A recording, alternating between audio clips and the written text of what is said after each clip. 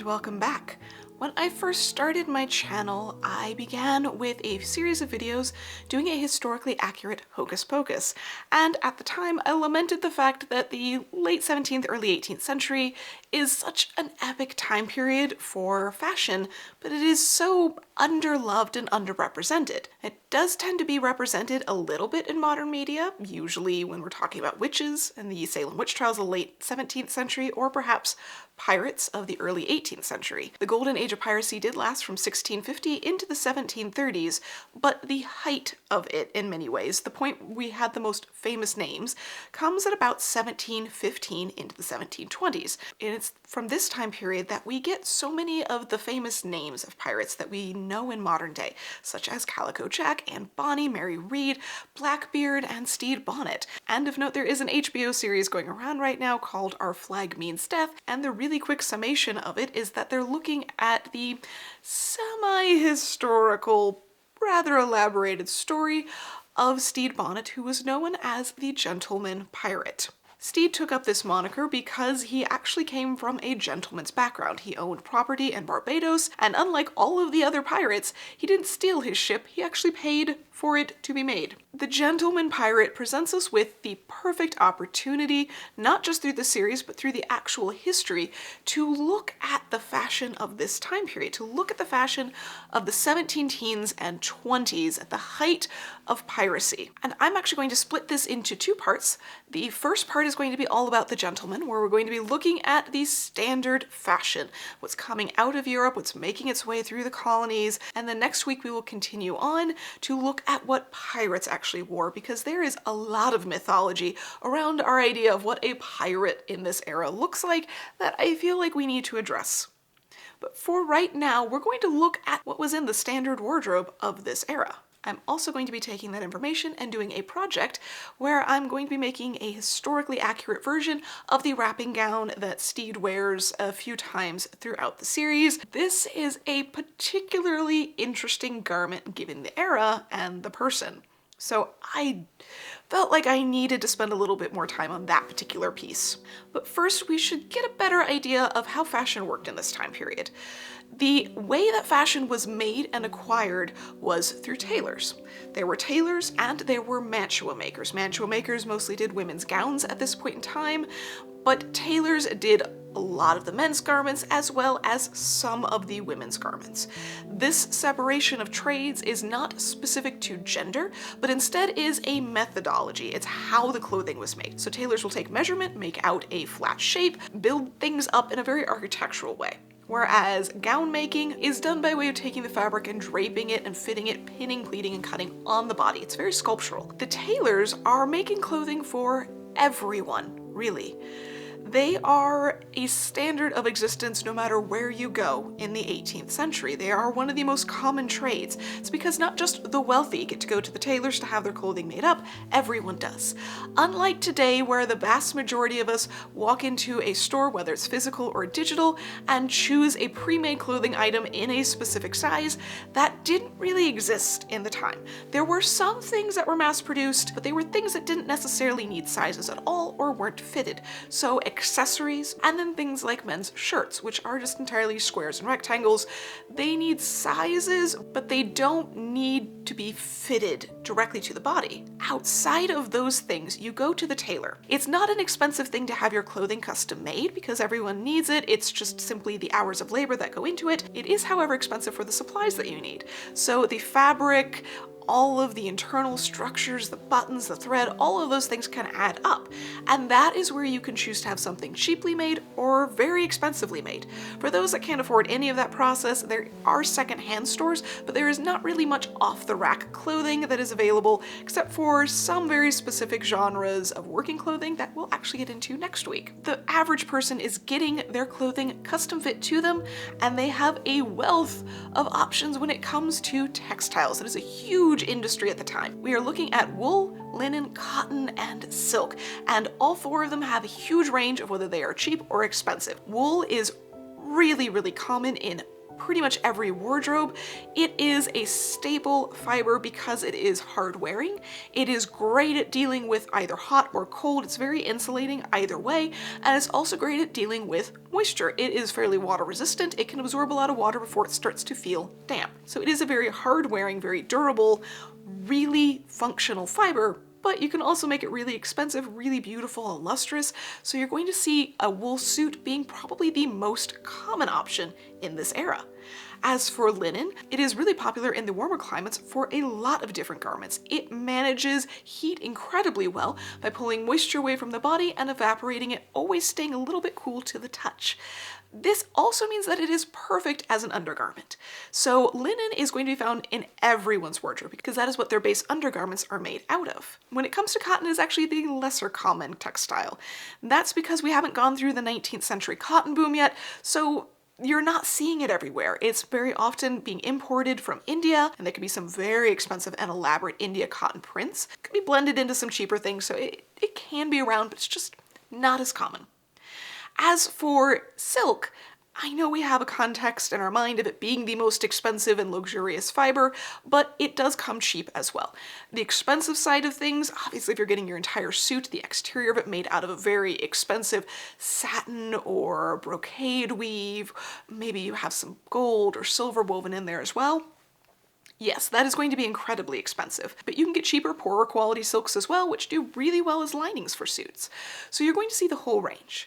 I do want to spend a little bit more time on silk, however, because there is a really unique and interesting thing happening in this time period. It is coined later in the 20th century as bizarre silks, and it really is a fitting name. Unlike woven silk designs before, where we see the damasks, where they are very repetitive, very symmetrical, very planned out. Suddenly we hit the end of the 17th century and things get a little crazy. And they go with asymmetry. They go with bright and unusual color combinations. They add in metallics, gold and silver, and they start taking the floral and botanical designs and abstracting them. And these are big designs. They're not minuscule. They are really commanding and really distracting. And they only last for a short while before they start to fade out and we move back to a simpler style in the mid-18th century where things are back to being symmetrical. There's a lot of blank ground, much smaller, daintier, lighter weight designs, and you might feel looking at some of these like they are very feminine to the modern eye because they are full of flowers and plants, they are full of really bright and garish colors, but in reality, flowers, florals are not gendered in the 18th century. That is a later thing. Color, also not gendered. They are instead viewed as showing off their wealth in the expense of these fabrics, or perhaps that they are very cultured and refined. It says something about their level of knowledge of the world, seeking to elevate the appearance of the person wearing it. Not only in terms of I have money, but also I have taste. So as we go through the different garments, you're going to not only see some of the plainer textiles, but you will definitely see this style of design come up over and over and over again, which is unique to this era. But before we get into the more elaborate outerwear, we should start with the absolute basics. The undergarments, or more specifically, the undergarment, the shirt. That's because underwear as we think of it today is not really a common thing. There are under breeches, but it's not typical. There certainly are examples, but it's not going to be found in everyone's wardrobe. It's very rare, in fact. And what they do instead is they utilize a very long shirt. It's somewhat open on the sides, and the two tails tuck between the legs before you pull on your bottom garments. So this functions as your entire undergarment. It covers all of the parts of the body that you want to protect your clothing from. It also, because shirts are made out of linen, does really well at absorbing the sweat, evaporating it, keeping your body regulated, and it doesn't pick up body odor.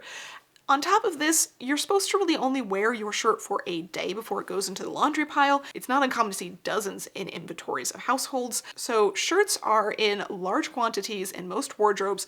They are worn for the day, or possibly even less if you're doing a lot of hard labor, and then they are thrown into the laundry where they can be bleached and washed and scoured and boiled to within an inch of their life to make sure that they are as clean, white, and fresh as possible. Now there are colorful linens that are used, but white is by far the most common because it it can be so aggressively cleaned. The other sort of undergarment that you'll find are the stockings, which are commonly out of linen, wool, or silk in this era, and the knitting machine has actually been around for over a century at this point, so machine knitted stockings are the standard of existence. This is in comparison to the sewing machine, which won't be around for another century, so everything we're talking about today is all hand stitched. Doesn't mean it takes an exceptionally long amount of time. They're pretty quick in this era, but everything does still have to be done entirely by hand. Now that we have the stockings that go up over the knee and the shirt that goes almost down to the knee, let's take care of that space in between. And that's where we have breeches. Breeches are the standard lower garment. It's everyday use as well as formal use. Trousers do exist, but they are a work garment, so we'll talk about that a little bit more next week. And the thing that is really distinct about breeches is the fact that they end just below the knee. They are tightly banded under the knee because not only does that hold the breeches in place, but it also allows you to hold the stockings in place.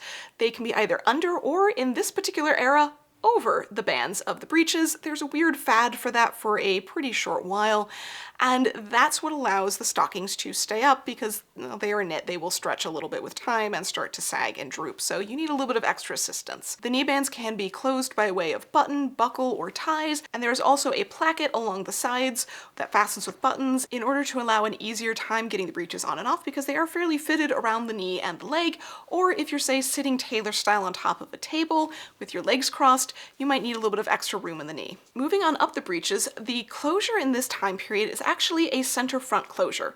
It's not the fall front style of the later part of the 18th century. This will develop due to the shortening of the waistcoat that we're going to get to, but this era has a button fly in front. The waistband of the breeches fits snugly around the hip bones. It is not a really high up fit and has lacing in the back that allows you to tighten it up depending on the size that you are that exact day. These breeches are also filled with pockets. So many pockets. You will find pockets in the waistband, between the seams of the waistband, at the top of the waistband. You find multiple pockets on the side seams, facing forward, facing backwards, pockets that are put in with pocket flaps in the front. They're just absolutely everywhere. So you have a wide range of options when it comes to how to store your things in your breeches. The other thing I do feel like I need to cover when it comes to this particular style is the bubble butt. This is something that in modern day we tend to think of really notable with this style, that there is a lot of fullness at the back. This is because the breeches are fitted tightly at the legs and at the knees, so they can't ride up when you sit down like trousers can. They're also fitted snugly about the hips, so they can't ride down when you sit down, so you need a little bit of extra space when you go to bend, sit, move around. This should not be anything too dramatic if it is fitted properly. Also keep in mind the fact that this is entirely hidden underneath your waistcoat and coat, so no one's going to see the extra fullness there. It just needs to be there to function so you can move, and the breeches won't. On top of these base layers, we now have the waistcoat. Waistcoats in this era can have sleeves or not. You see them mentioned as both sleeved waistcoats and unsleeved waistcoats, so one way is not more standard than the other. The thing to note about waistcoats is they are not meant to be seen aside from the front. Once you put the coat over the top, you're only going to see a fairly small section of this garment. So they do a lot of cheating. If they have sleeves, very often the sleeves will be out of a cheaper fabric down to just the cuff section that might be visible from underneath the coat. They will have backs and linings made out of cheaper fabric, and some even go so far as to have little piecing on the shoulders in order to save on yardage. So there are lots of ways you can literally cut corners on waistcoats in order to not put more expensive fabric into it than you absolutely have to. The notable features of the style of waistcoats in this era is that they are collarless, they are lapelless, they are covered all the way down with buttons and buttonholes. This is going to be a repeating feature throughout the rest of this. They have pocket flaps that are low and over the hips. They do not have breast pockets. Those pocket flaps come in a variety of different shapes and sizes, but there is a sort of curvy shape that is really popular in the 17 teens and 20s. You'll also notice that the skirts on these waistcoats are incredibly long. They come down almost to the knees. These are very full at the bottom. Moving on then to the coat, which is entirely seen. Coats are going to be a little bit longer and a little bit fuller than that waistcoat, and they always have sleeves. In this era, really large cuffs are particularly popular. And again, you will notice the fact that there are no collars and there are no lapels. It is the same center front closure the whole way down. Are you going to utilize all of these buttons and buttonholes? No. In fact, most of the images that I can find show it simply being buttoned right at the hips, and this helps to really define the silhouette of the era. What we're looking for is a garment that is tightly fitted at the hips, has a fair amount of blousiness at the front, with both the chest and the belly. The sleeves are fairly decent sized, but as you work your way up to the shoulders, nothing is oversized. It is very snugly fitted about the shoulders. There is no padding. They are not extended. They are actually fitted pretty far up on the shoulders, which is what allows for a very tight arm side and a lot of movement. We have a very narrow shoulder, a very long torso, and a very large skirt to these coats and waistcoats. So it is a very distinct silhouette to the era. Add into this the other features, such as the long piece of fabric that is the tied cravat in front. It's not the very blousy cravat of the 19th century, but is instead very long, thin strips, and these are just sort of dangled about or sometimes even tucked into a little buttonhole. Shoes for men in this era fashionably have a little bit of a heel. The toe shape is square. You will most commonly find examples that have very small buckles that sit way up on top of the foot, large tongues that are sometimes flipped down to reveal a contrasting red leather lining, or not. It's not always the case. I've also seen a lot of discussion around the red heels and red soles that Stede has at one point in the series. Red heels were a thing in the French court, worn by a small group of gentlemen who were being particularly flashy. I'm eventually going to do an entire video just on this topic because it is something that has so much mythology around it. I feel like it needs a big in-depth video. But for right now, the simple thing is red soles, not a thing in this era. Red heels were, but in very limited amounts. And it really said a lot about you if you were trying to be that flashy by wearing red heels. And as we move upwards, we balance out this entire rather grandiose silhouette with the hair of the time period. And wigs were common for men in this era when it comes to fashionable dress. And wow, are they ever a lot of wig. This is actually one of my favorite ways to track roughly when a portrait is painted. If we go back to the 1690s, they have really high peaks on their wig. They start to fade out and the fullness droops towards the sides of the head. The length of the wigs start to shorten and everything sort of compacts up. So by the time we reach the 1720s, it's a bit more of a natural appearance, and we get into the 1740s and we start to see our modern image of the 18th century men's wig, which is one that has a fairly fitted style overall, usually has the long queue in the back, and then has the rolls on the side, which are called buckles. So that is a style that seems to be more developing around the 1740s and wouldn't be present in the Golden Age of Piracy. And as you might note, you don't see a lot of hats in these images just because hats wouldn't really fit over those wigs. There are definitely cocked hats in this time period, as we tend to think of for the 18th century. Depending on the proportions that you want and how you want to do it and decorations, there are lots of different varieties for this. But there is also a lot of other headwear. That's something that's better saved for talking about our pirates next week, however. With all of these pieces brought together, we have a fairly standard suit. There are so many variations on it, and there's a lot of trim that can go on these things. As you might have seen, there are just so many different fabrics that you can make it out of, lots of different very elaborate and eye-catching designs, embroidery and velvet, and so many different choices. But above all else, this time period is not quiet. But before I wrap this up, I have one more garment I really want to cover, and that's because it features so prominently in this series. At numerous times throughout the series, we will see Stede Bonnet wearing what is called a wrapping gown. He has two different ones. He has a pink floral style as well as a yellow. And the pink floral has become particularly well known as the Depression robe, as well as a few other names, which I feel like might be spoilers, so we're not going to go into that. But this wrapping gown is really, again, evocative of the era. There are so many portraits of gentlemen from this time period and throughout the 18th century wearing this garment. I do feel like noting there is a difference between a wrapping gown and a banyan. There is a link up above to a much longer video, and there's a second one after that, where Neil Hurst did an interview with Mark Hutter, who is the master tailor at Chloe Williamsburg, going into great detail about the origins and the differences of these two garments. If you want to know more, go there, but the really quick summation of this is the fact that the wrapping gown is loose. It is unfitted and just simply wraps over. The banyan closes over the front with buttons and buttonholes. It is much more fitted closely to the body. These garments are distinctly different in the era, have different origins. We're going to focus on that wrapping gown. As you might see from all of these portraits, this is where you can really show off those bizarre silks. You can do some very elaborate and interesting fabrics for these, and they're just so wonderful. And the best part about it is the fact that these are not garments to only be worn in the home. They aren't dressing robes. They were acceptable in public in informal situations. It could be worn by a gentleman going down to the coffee shop for a leisurely evening. It could be worn by an artist. They loved painting their own portraits in these.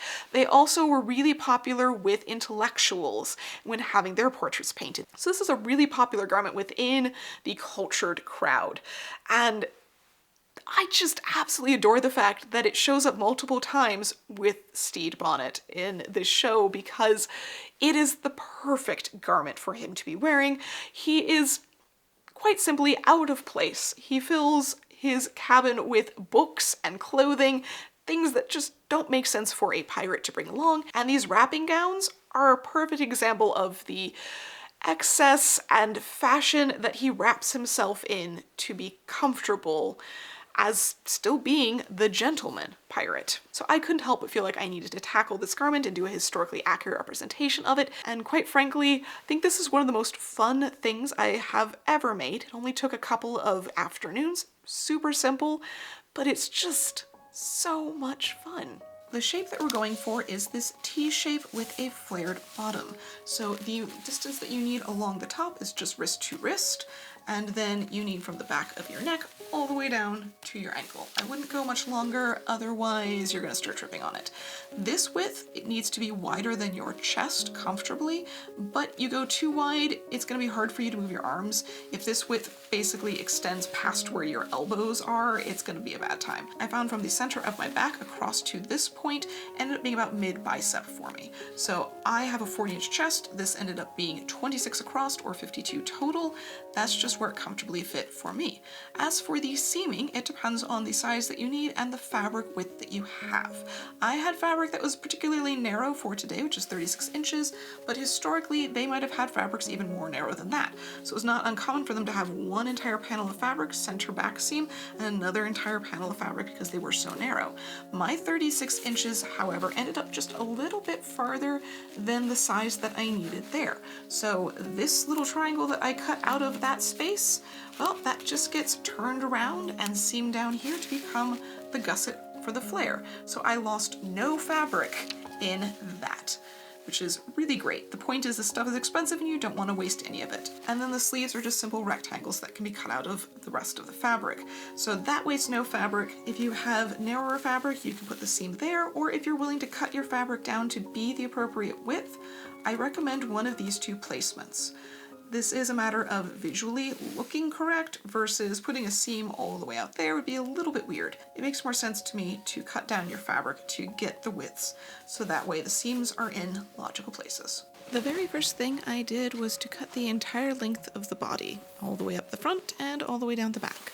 Even though this design does have a right side up, I am not putting a shoulder seam. I will just accept the fact that it will be upside down and back, but there's enough chaos going on with the pattern that I don't think that's going to be a problem.